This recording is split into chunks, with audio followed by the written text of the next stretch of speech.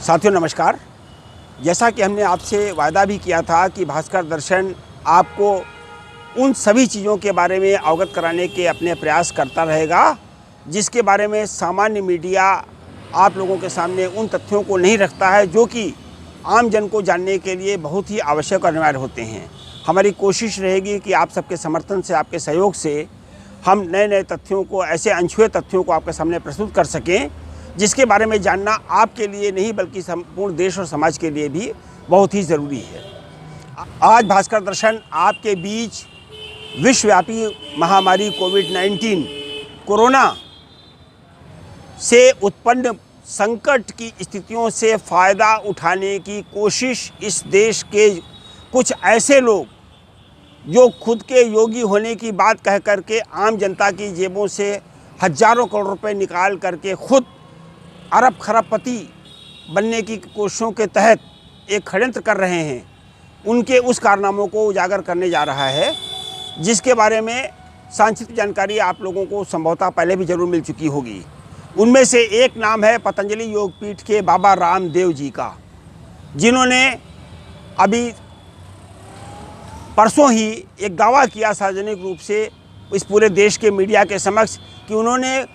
कोविड-19 का 100% इलाज करने वाली कोरोनिल दवा का इजाद कर लिया है। स्वामी रामदेव ने और उनके साथी आचार्य बालकृष्ण जी ने संयुक्त प्रेस कॉन्फ्रेंस में यह भी दावा किया कि उन्होंने उस दवा के क्लिनिकल ट्रायल में 69% मरीजों को 3 दिन में और 100% मरीजों को 7 दिन में पूरी तरीके से कोरोना मुक्त कर दिया। उन्होंने ये भी बताया कि वो ये दवा बाज़ार में लॉन्च कर रहे हैं और जिसकी कीमत केवल 500 रुपया होगी। अत्यंत आश्चर्य की बात है कि संपूर्ण विश्व के बड़ी से बड़ी लैब्स जो कोरोना के दवाओं के लिए लगातार शोध में लगे हुए हैं, उनमें से किसी के द्वारा कोरोना की सफलतम दवा बनाने का कोई भी दावा अब तक कहीं नहीं किया गया। अत्यधिक आश्चर्य ये है कि देश में जो किसी भी नई दवा के लॉन्च के लिए जो प्रक्रिया स्थापित की है हमारे यहाँ, हमारे औषधि एवं प्रसाधन सामग्री अधिनियम 1940 और नियमावली 1945 के प्रावधानों के अंतर्गत उसका भी कोई अनुपालन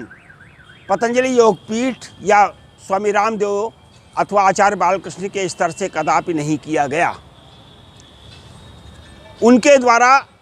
केवल ये कहा गया कि ये क्लिनिकल ट्रायल उन्होंने निम्स के सहयोग से राजस्थान में किया है। निम्स के सहयोग से राजस्थान में किया है, जो कि एक निजी संस्थान है। उसके नाम में नेशनल शामिल होने से कई बार हम आपको ये भ्रम हो जाता है कि ये कोई राष्ट्रीय संस्थान होगा, कोई सरकारी संस्थान होगा, जबकि ऐसा नहीं है। निम्स केवल एक निजी संस्थान है जिसके द्वारा इन्होंने क्लिनिकल ट्रायल 268 व्यक्तियों पर करने का दावा किया है। लेकिन इसी मामले में राजस्थान सरकार की ओर से विगत दिवस दर्ज कराई गई प्रथम रिपोर्ट से यह तथ्य भी किसी संदेह के परे जाकर स्पष्ट हो गया है कि न तो इसके बारे में राजस्थान सरकार को कोई सूचना दी गई बाबा रामदेव जी और पतंजलि योगपीठ की ओर से, और न ही निम्स ने इस बारे में राजस्थान सरकार से, स्टेट ड्रग कंट्रोलर से कोई भी पूर्व अनुमति प्राप्त की, और न ही भारत सरकार के आयुष मंत्रालय द्वारा से कोई अनुमति प्राप्त की गई है, जो कि ड्रग्स एक्ट के तहत दिया जाना प्रत्येक प्रकार से अनिवार्य था। आप में से बहुत से लोग इस बात से भिज्ञ होंगे कि भारत में किसी भी नई दवा के विक्रय की परमिशन लेने से पहले, उसका क्लिनिकल ट्रायल करने से भी पहले ये ज़रूरी है कि जिस व्यक्ति या संस्थान ने उस दवा को बनाने का दावा किया हो वो भारत के उसके लिए ड्रग अप्रूवल प्रोसेस के तहत अपनी एप्लीकेशन पेश करेगा, और उस एप्लीकेशन की प्रोसेस के तहत जब वो अपना आवेदन देगा तो उसका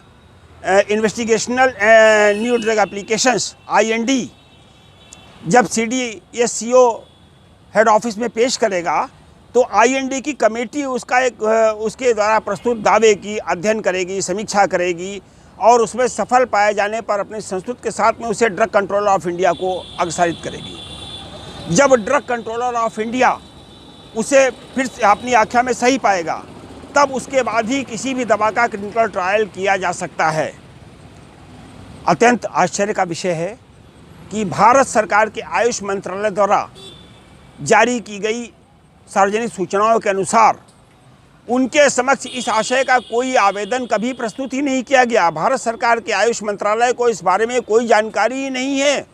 जिससे स्पष्ट है कि पतंजलि योगपीठ और बाबा रामदेव के द्वारा न तो कोई आवेदन दिया गया, न ही उनके द्वारा कोई वास्तविक क्लिनिकल ट्रायल किया गया, न ही कोई दवा बनाई गई। बल्कि आयुष मंत्रालय का ये भी कहना है कि खांसी और जुखाम की दवा बनाने की अनुमति के नाम पर उन्होंने कथित रूप से कोरोना की इलाज की दवा बता करके इस देश के करोड़ों अरबों लोगों को ठगने के को प्रयास जरूर किया है, जो कि एक आपराधिक कृत्य है। आप जानते हैं कि इस देश में 1954 से drugs and magic remedies objectionable advertisement act 1954 प्रभावी है, जिसकी प्रति आपको समक्ष अवलोकित है। जिस एक्ट के सेक्शन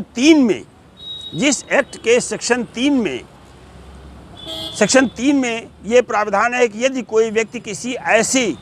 दवा का प्रचार करता है कि इससे हम 100% किसी बीमारी को ठीक कर देंगे,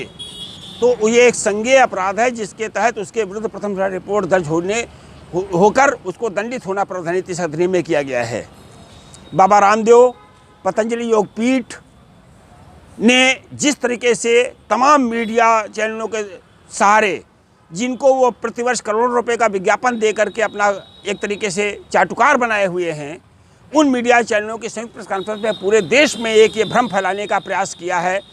ठीक 48 घंटे पहले, जैसे कि उन्होंने कोरोना की दवा बना करके संपूर्ण विश्व पर बड़ा उपकार किया है। इसके माध्यम से निश्चित रूप से बाबा रामदेव, आचार्य बालकृष्ण और पतंजलि योगपीठ का कुल इरादा इस देश की जनता को भ्रमित करके उनसे हजारों करोड़ रुपए की अवैध ठगी करने का कुप्रयास करना ही मात्र था। इस मामले में हम निश्चित रूप से प्रशंसा करेंगे आयुष मंत्रालय के द्वारा उठाए गए कदमों की, कि उसने कम से कम इस मामले में तत्काल कार्रवाई करते हुए न केवल बाबा रामदेव के इस प्रकार से दवा को विज्ञापित करने को प्रतिबंधित किया, बल्कि इसी मामले में उत्तराखंड सरकार ने भी पतंजलि योगपीठ को नोटिस जारी की कि आखिरकार उन्होंने इस दवा का उत्पादन कब, कैसे और किस अनुमति से शुरू किया। राजस्थान सरकार ने जिस प्रकार से भी उनके विरुद्ध FIR दर्ज कराई है, उससे भी ये बात सिद्ध हो जाती है कि पतंजलि योगपीठ और बाबा रामदेव कोरोना के इलाज के नाम पर न केवल भारत के बल्कि संपूर्ण विश्व में लोगों को एक बड़े स्तर पर ठगने की योजना बना रहे थे। ऐसे ठगों को निश्चित रूप से सलाखों के पीछे होना चाहिए, जो योग के नाम पर इस देश की जनता को ठगने का काम कर रहे हैं। आप में से बहुत से लोगों को शायद ये बात स्मरण होगी कि अभी कुछ साल पहले ही बाबा रामदेव जी ने पुत्र जन्म की गारंटी देने वाली एक दवा का भी आविष्कार करने का दावा किया था और उसे बाजार में उतारा था। अत्यंत आश्चर्य की बात है कि उनके उस घृणित प्रयास के लिए उनके विरुद्ध कोई प्रथम रिपोर्ट या कार्रवाई नहीं की गई। ऐसे लोगों का जो योग और आयुर्वेद के नाम पर अपनी ठगी के बाजार को बढ़ाना चाहते हैं, निश्चित रूप से कड़ी कार्रवाई करने की ज़रूरत है, ताकि जनता को योग और आयुर्वेद के नाम पर ठगने के वाले लोगों को हतोत्साहित किया जाना। सबको आपका सबका स्नेह, प्यार और आशीर्वाद निरंतर रूप से मिल रहा है, उसके लिए हम आपके आभारी हैं। आप इसी प्रकार से भास्कर दर्शन को नियमित रूप से देखते रहिए, शेयर करते रहिए, लाइक करते रहिए और सब्सक्राइब करते रहिए, जिससे हमारा उत्साहवर्धन होता रहे और हम आपके सामने नए नए मुद्दों को प्रस्तुत करने में सक्षम हो सके।